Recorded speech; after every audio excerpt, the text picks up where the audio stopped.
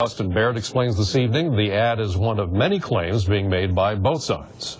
We'll see what we think of fairness in the sense of a paycheck for a woman. But what's Begich's idea of fairness? Begich pays his female Senate staff 71 cents for every dollar he pays men. You've probably seen them. The ad claiming that incumbent Democratic Senator Mark Begich pays women on his staff less than men. And the one saying that Republican challenger Dan Sullivan is a short-term resident of Alaska. Remember how Dan Sullivan's opponents described him?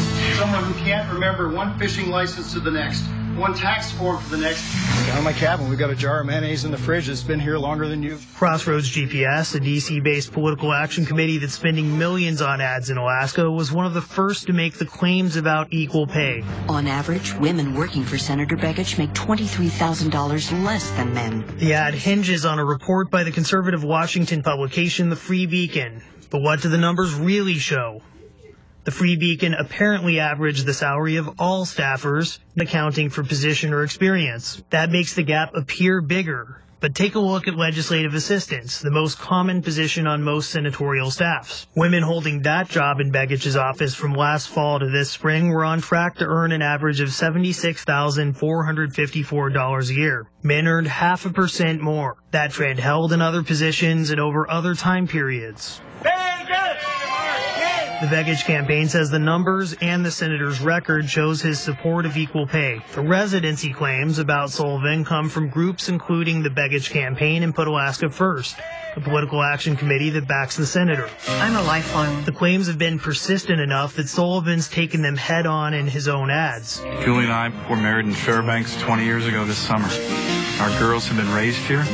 I love Alaska. This is my home. Records help trace a timeline of Sullivan's residency. What's definite is that Sullivan first moved to Alaska in 1997 and that he's been in and out since then.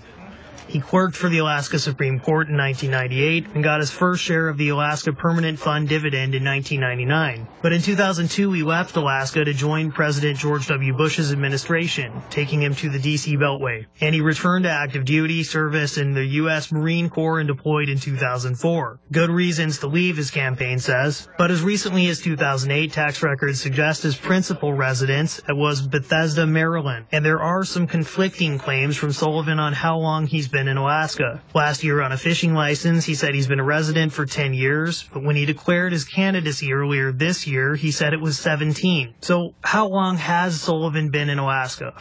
It's tough to say exactly, but Sullivan says Alaska is his home. And the question of whether it's been home long enough to be one of two Alaskans in the U.S. Senate, that's something voters will have to decide. That was Austin Baird reporting. This weekend on the Alaska's political pipeline, we'll take an even closer look at some of the ads being made in this race. Be sure to watch Sunday at 8 a.m. right after Meet the Press. Well, after basically